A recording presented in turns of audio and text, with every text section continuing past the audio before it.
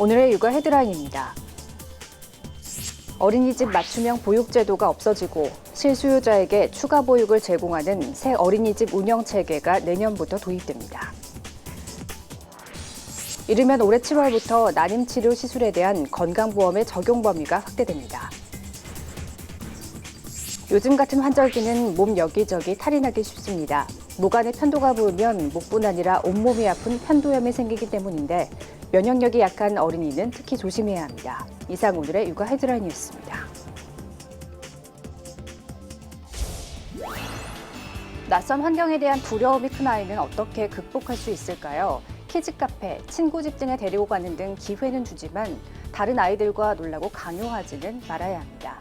다만 미리 역할놀이를 통해 마음의 준비와 연습을 시켜주고 충분한 격려와 칭찬을 해주시는 게 필요합니다. 육아 포커스 첫 소식부터 함께 하시죠. 어린이집 맞춤형 보육제도가 없어지고 실수요자에게 추가 보육을 제공하는 새 어린이집 운영 체계가 내년부터 도입됩니다. 내년 3월부터 어린이집에 다니는 모든 아동은 오전 9시부터 오후 4시 또는 5시까지 기본 보육이 보장되고 그 이후에도 돌봄이 필요한 아이들은 저녁 7시 반까지 오후반을, 오후 10시까지는 야간반을 이용할 수 있습니다. 또 보육교사의 근무 형태도 달라져서 담임 보육교사는 기본 보육 시간에만 아이를 맡고 연장 보육 시간에는 별도의 전담 보육교사가 배치됩니다.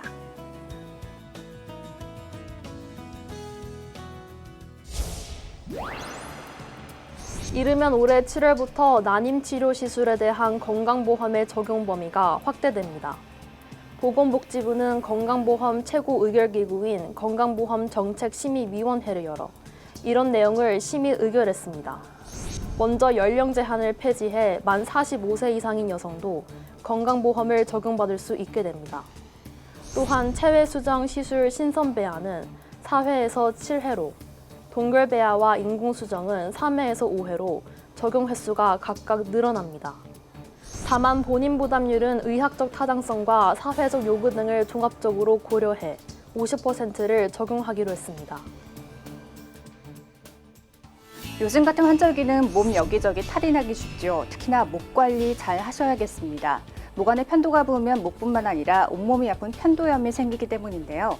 면역력이 약한 어린이는 특히 조심해야 합니다.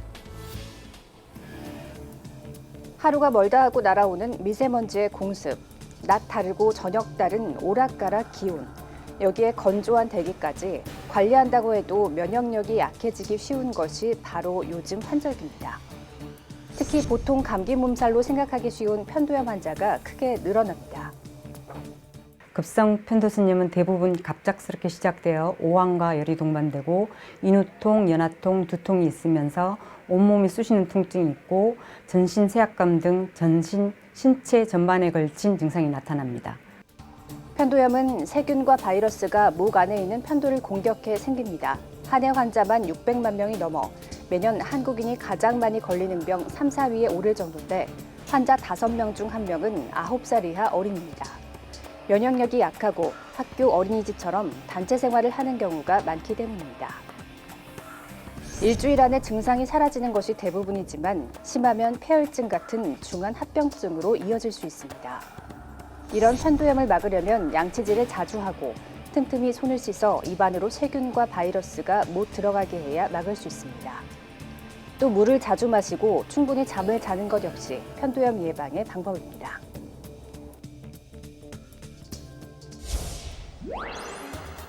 통계청이 예측한 우리나라의 총 인구 감소 시점은 10년 뒤인 오는 2029년. 출산율과 기대 수명 등 변수가 예상 가능 범위의 중간 수준으로 간다면 2028년 정점을 찍고 줄기 시작해 2067년에는 1982년 수준인 4천만 명 아래로 떨어진다는 것입니다. 지난해 합계 출산율이 사상 첫 1명 미만으로 떨어지자 정부가 당초 내후년 나올 장래 인구 추계를 앞당겨 내놓은 건데 결론은 인구 감소가 2016년 예측보다 3년 빨라진다는 것이었습니다. 가장 나쁜 시나리오로는 올해 정점을 찍고 당장 내년부터 줄 것으로 예측됐습니다. 사망자가 출생아보다 많아지는 인구 자연 감소는 올해 시작됩니다. 3년 전 추정치보다 무려 10년이나 빨라진 것입니다. 그 급감한 그 출생률이 사실은 저희가 가장 출생이 비관적이다 낮다라고 했던 저희보다도 더 낮게 떨어지는 상황이었기 때문에 고령화 속도는 더 빨라집니다.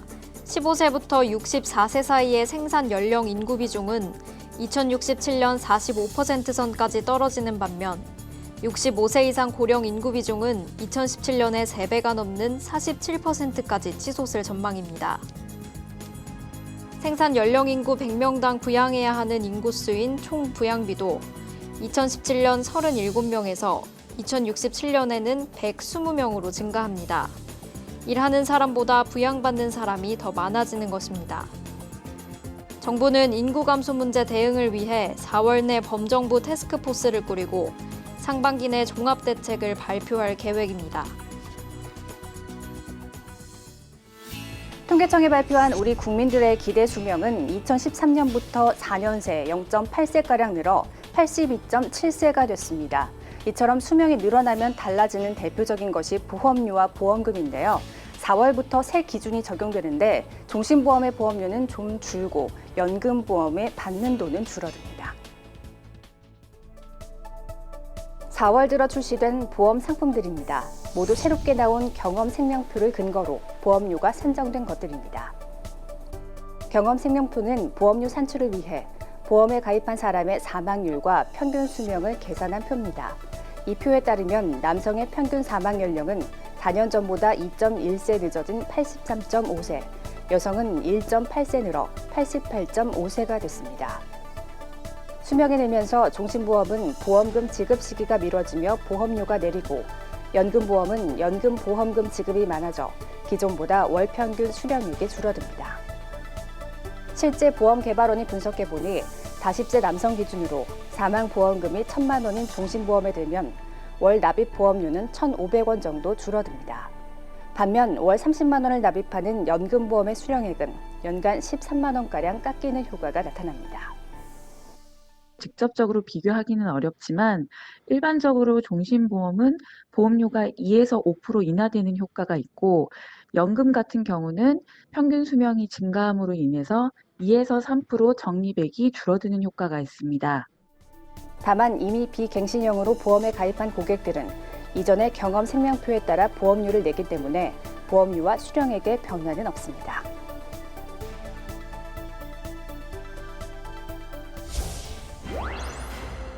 지난해 학업 성취도 평가 결과 중고생 10명 중 1명이 수학 포기자였습니다.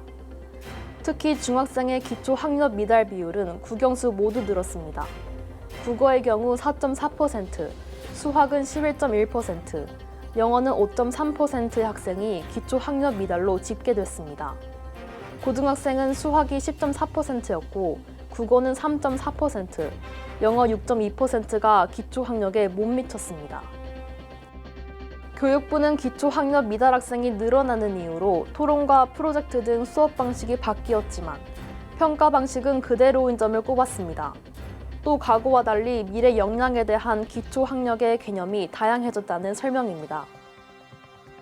또 수업의 방식은 여전히 많이 바뀌고 있음에도 불구하고 이런 그 기본적인 기초 역량이 모자라는 아이들에 대한 그 보정이라든지 그런 아이들을 끌어올리는 것은 여전히 중요하고 필요하다.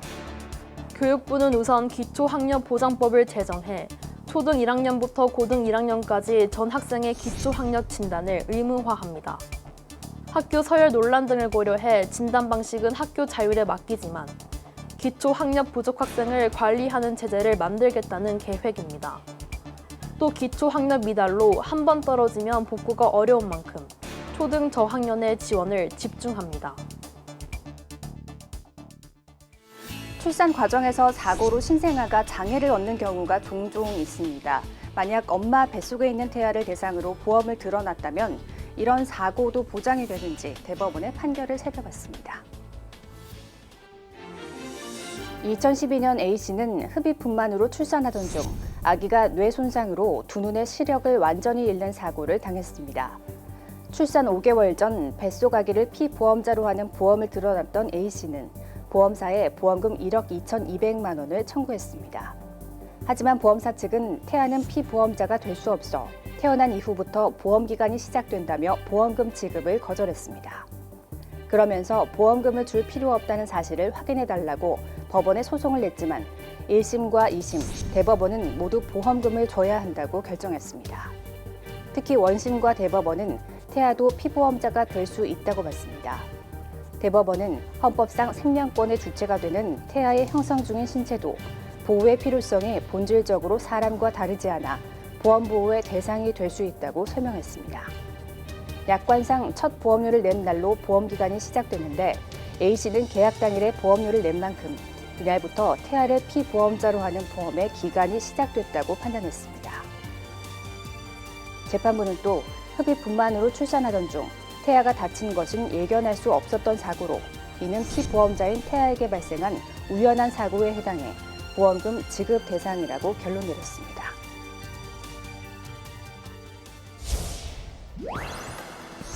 정부는 국무회의를 열고 미세먼지 관련 법안 5건의 재개정을 심의 의결했습니다.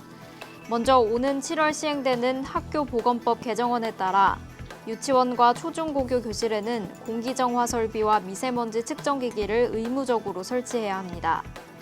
학교장이 교실의 공기질을 점검할 때는 학교 운영위원회 위원이나 학부모의 참관이 허용되고 공기질 위생점검은 반기별로 1회 이상 하도록 했습니다.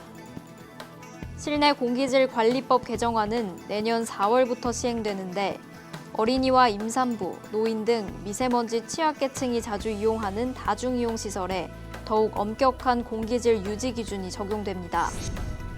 시도지사가 오염도 검사 결과 유지 기준을 초과한 시설의 정보를 공개하도록 하는 내용도 담겼습니다.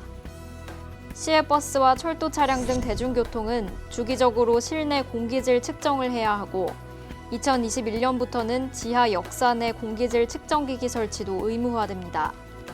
친환경차 보급을 촉진하기 위한 자동차 판매사의 저공해차 보급 목표제와 정부, 지자체, 공공기관의 의무구매 임차제를 수도권에서 전국으로 확대하는 내용의 대기환경보전법 개정안도 의결됐습니다.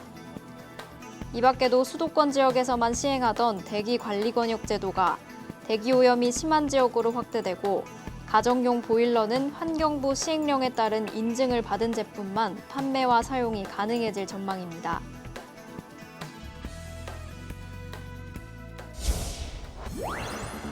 나른한 오후가 되자 자꾸만 감기는 눈꺼풀. 별 이유 없이 피곤하고 몸이 무거워지는 건 봄의 불청객, 춘곤증 탓입니다. 날이 풀리며 신진대사가 활발해지고 특히 3, 4월에는 개학이나 인사이동 등 신경 쓸 일이 많아 몸과 마음이 적응하는 데 어려움을 겪기 때문입니다. 비축게 된 에너지들이 많이 쓰이게 되고 여러 가지 수면이라든가 일상생활에도 변화가 오게 되면서 좀 더 피로감이 많이 느껴지고 식욕부진 같은 증상이 동반될 수 있습니다. 보통 일주일에서 길게는 3주 안에 사라지는 것이 보통이지만 별것 아니라고 내버려뒀다가는 만성피로로 이어질 수 있습니다. 면역력이 떨어지기 쉬운 이맘때는 하루 2리터 이상 물을 마시고 각종 영양소, 특히 비타민을 충분히 섭취하는 것이 중요합니다. 술, 담배, 과당이 많이 들어가 있는 간식들이나 이런 것들을 드셨을 때 오히려 피로감을 더 악화시킬 수 있기 때문에 그런 부분들은 좀 피하는 게 도움이 될 것 같습니다. 커피와 충분한 수면 역시 신진대사 회복에 도움이 됩니다. 다만 하루 2잔 이상 커피를 마시거나 10시간 넘게 잠을 몰아자면 오히려 생체 리듬이 깨질 수 있어 조심해야 합니다.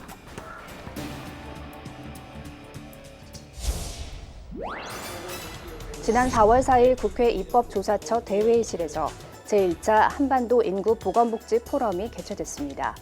이번 포럼은 북한의 모자 보건 지원 필요성을 공론화하고 한국과 IPPF 간의 협력 강화 방안을 논의하기 위해 마련됐습니다. 한국의 인구보건복지협회가 참여하고 있는 국제연맹에서 일하시는 분들을 초대해서 남한과 북한의 인구 자질 향상 그리고 여성과 아동의 건강 증진을 위한 방안을 모색하기 위해서 행사를 개최했습니다. IPPF는 성, 생식보건 및 권리 향상을 위한 활동을 펼치고 있는 국제단체로 UN 지속가능 개발 목표 중 보건, 성평등 향상에 실질적으로 기여하고 있는 단체입니다.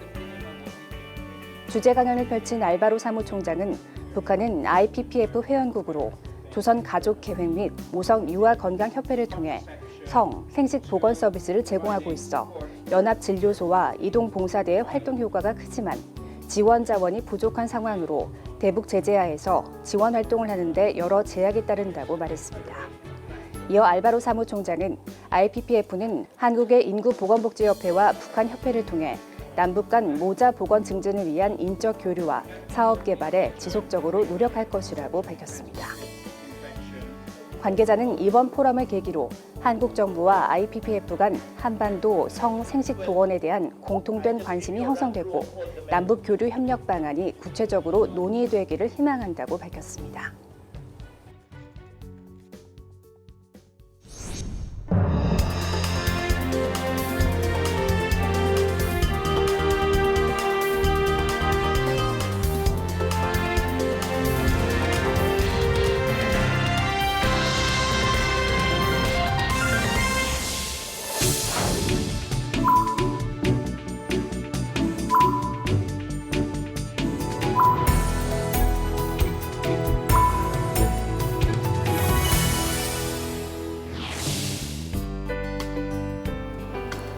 육아방송 시청자 여러분 안녕하세요.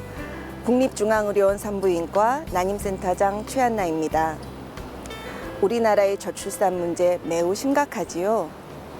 정부가 아이 낳기 좋은 세상 만들겠다고 여러 정책을 펴고는 있지만 10여 년째 합계 출산율 1.2대의 초저출산 국가입니다. 이뿐만 아니라 경제적인 이유나 또 사회적인 이유로 결혼을 미루고 출산을 늦추는 사회 분위기 속에 첫 아이를 출산하는 여성의 나이가 점점 높아져서 2015년에는 31.2세에 달했습니다. 엄마의 나이가 30세 이상이 되면 난자의 노화로 임신 능력이 점차 저하됩니다. 보건복지부 통계에 따르면 최근 7년 사이에 난임 환자가 16%나 증가했다고 합니다. 처음부터 난임이신 분도 계시지만 젊은 나이에는 아이 낳을 형편이 안 되어 임신을 피하다가 나이 들어서 임신하려다 보니 안 되는 경우가 아주 많습니다. 우리 젊은이들이 사회적 또는 경제적인 이유로 임신을 포기하거나 미루지 않도록 지원하고 격려하는 사회 분위기가 중요합니다. 또 의학적으로 임신이 어려운 난임 부부를 지원하는 정책도 중요합니다. 중요한 난임 치료인 인공수정과 체외수정이 건강보험이 되지 않아 그동안 환자들의 부담이 컸습니다. 그래서 정부는 2006년부터 난임 부부 지원 사업을 시작해서 인공수정과 체외수정의 시술비 지원을 해왔습니다. 그동안 지원금과 지원 범위를 점차 확대해서 올해 9월부터는 모든 난임 가정이 소득에 따라 책정된 난임 시술 지원금을 받을 수 있게 되었습니다. 또 내년 10월부터는 인공수정과 체외수정에 대해서도 건강보험이 적용될 예정이어서 난임 가정의 치료비 부담이 더욱 줄어들게 되었습니다. 이렇게 정부가 적극적으로 난임 환자 지원 사업을 벌이고 있지만 가장 좋은 것은 난임이 되기 전에 건강한 아이를 임신하는 것이겠지요. 난임 예방을 위해서는 평소에 건강한 생활 습관이 중요합니다. 과체중이나 저체중, 또 영양 불균형은 임신의 해로움으로 균형 잡힌 식사로 건강을 챙기시고 특히 임신 전부터 엽산을 꾸준히 복용하면 아기의 신경관 결손 예방에 도움이 됩니다. 또한 담배는 여성과 남성 모두 임신이 잘 안 되는 원인이니 반드시 금연하셔야 합니다. 또 임신 전에 산부인과에 오셔서 임신하는데 문제가 없는지 필요한 임신 전 검사를 받으시고 필요한 예방주사를 맞는 것도 중요합니다. 요즘 독감 예방주사 맞는 시기인데요. 독감과 같이 열이 많이 나는 병에 걸리면 임신이 잘 안 되기도 하고 또 임신 중 열이 많이 나면 아기 발달에 영향을 주니 임신을 준비하고 계시거나 임신하신 분들은 꼭 독감 예방주사를 맞으시기 바랍니다. 예방주사 중에는 풍진주사와 같이 맞고 나서 한 달 이상 지나서 임신하시는 게 좋은 생백신도 있습니다만 독감과 같은 불활성화 백신은 임신 중에 맞으셔도 됩니다. 마지막으로 난임 예방을 위해 가장 중요한 점을 말씀드리겠습니다. 앞에서도 말씀드렸지만 바로 엄마의 나이입니다. 엄마 나이가 35세가 지나면 임신 능력이 급격히 떨어지고 임신이 되어도 아기가 건강하게 자라지 못하고 자연유산되거나 염색체 이상이 있을 가능성이 증가합니다. 또한 임신성 고혈압이나 임신성 당뇨 등 고위험 임신의 가능성도 엄마 나이와 함께 증가합니다. 우리나라의 모성 사망률은 OECD 국가 평균보다 높은데요. 이는 고령 임신으로 인한 고위험 임신 증가와 관련이 있습니다. 사춘기 때부터 자신의 임신 능력에 관심을 가지고 원하는 시기에 건강한 임신을 할 수 있도록 평소에 미리 준비하는 계획 임신 실천이 난임을 예방하는 길입니다. 경제적인 여건을 다 갖추고 사회적으로 안정된 후에 임신해야지 하고 미루다 보면 난임이 되거나 고위험 임신의 위험을 안게 됩니다. 어려운 환경에서 임신해도 축복이 될 수 있도록 정부가 좀 더 적극적으로 지원을 해서 우리 국민들 모두 임신 능력 좋은 시기에 건강한 계획 임신을 하실 수 있기를 바랍니다. 감사합니다.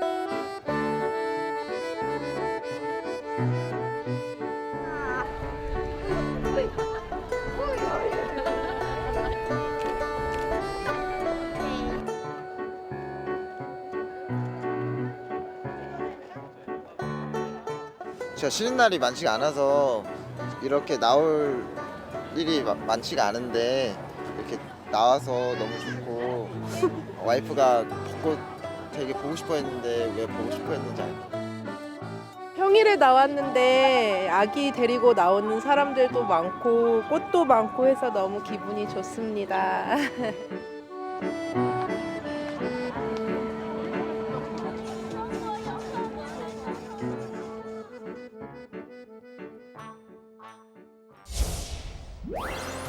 오는 7월부터 고용보험이 미적용되는 워킹맘에게 3개월간 50만 원씩 출산 지원금이 지급되는데요. 그동안 단기 근로자, 특수고용자 등은 고용보험 적용 요건 대상에서 제외돼 출산급여를 받기 어려웠던 만큼 이들에게 현실적으로 많은 도움이 될 것으로 기대됩니다. 육아포커스 마칩니다. 시청해주신 여러분 고맙습니다.